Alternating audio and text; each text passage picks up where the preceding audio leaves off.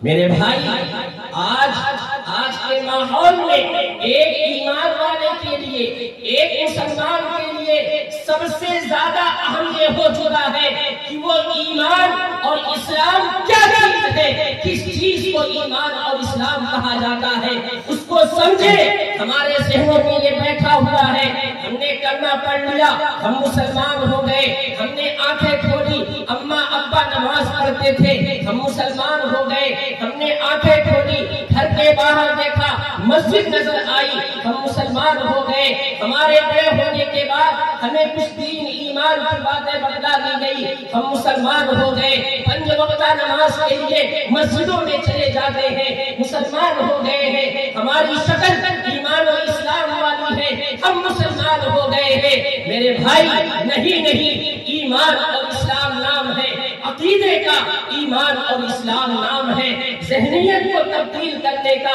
आखिर वो क्या वजह थी? सरकार दो जहां मोहम्मद सल्लल्लाहु अलैहि वसल्लम जब इस दुनिया में तशरीफ लाए, वो लोग जो हजारों माबूदों की पूजा करते थे, वो लोग जो अपने माँ बाप को एहतराम को, उनकी अहमियत को नहीं समझते थे, वो लोग जो अपने पड़ोसियों पर जुल्म करते थे, वो लोग जो अपने खानदान के लोगों के साथ नहीं बल्कि पूरी नस्ल इंसानियत के साथ कत्ल क़िताल करते थे, फसाद करते थे, वो लोग जिनके सामने इंसानियत नाम की कोई चीज नहीं थी।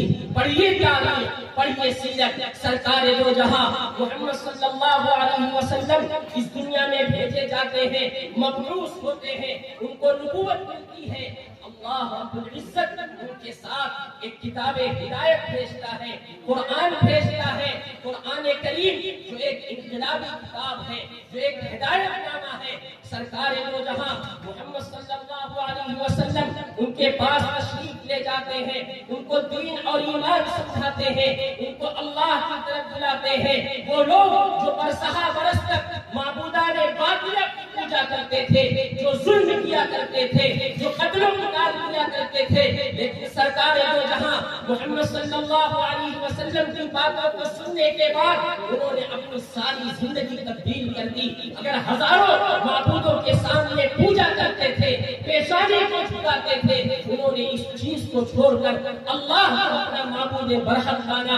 वो लोग जिनके सामने सिर्फ दूसरों के कत्ल क़िताल, दूसरों की इज्जतों को मलियामेट करना उनका एक मिशन था, उनका एक मंसूबा था।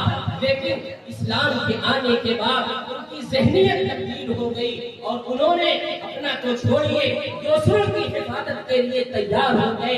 पढ़िए सरकार दो जहां मोहम्मद सल्लल्लाहु अलैहि वसल्लम को जब वो दीन की दावत देने के लिए उठे, न जाने उनपर क्या सितम हुआ, कितनी तकलीफें दी गई। कभी उनको बुरा भला कहा जाता, कभी गालियां दी जाती, कभी उनके चेहरे पर धूका लग जाता, कभी पीछे से कुछ बदमाश बच्चों को लगाकर उनके ऊपर कंकरी मारी जाती, कभी उनको उनके घरों से निकालने की कोशिश होती। मक्का जैसी हसीन सरजमीन, सबसे हसीन जगह से उनको निकलने पर उनको हिजरत कर मजबूत किया जाता है। न जाने कितनी मरतबा उनको कत्ल करने की नऊजुबिल्लाह साजिश हुई। हज़रत उमर रज़ियल्लाहु अन्हु जो इस्लाम लाने के बाद आप सल्लल्लाहु अलैहि वसल्लम की वफात के बाद जलीलुल क़द्र सहाबी बने, खलीफा सानी बने। मेरे भाई, उनके ईमान लाने का किस्सा पढ़ो। आप सल्लल्लाहु अलैहि वसल्लम की जिंदगी, आप सल्लल्लाहु अलैहि वसल्लम की नज़र, आपकी सीरत किस तरह से असर